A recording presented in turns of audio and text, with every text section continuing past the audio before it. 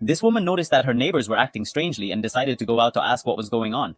But they didn't answer and ran away in fear. When they got out onto the street, the other neighbors were also driving quickly away. It seemed like they were all escaping something terrible. Instinctively, without time to think too much, the family followed them out of the city. Once on the road, they saw that several cars were returning to the city. However, when they reached the end of the road, they discovered why. The government had blocked the only exit from the city, ordering everyone to go home and wait for news. They had never seen anything like it and didn't know what to do.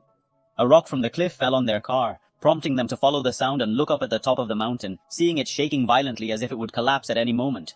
Suddenly, 2 fighter jets came out from behind the mountain, flying towards the city and dropping several incendiary bombs. The entire city was engulfed in flames in an instant, leaving everyone stunned by the commotion. The 2 fighter jets flew back towards them, causing people to flee in fear.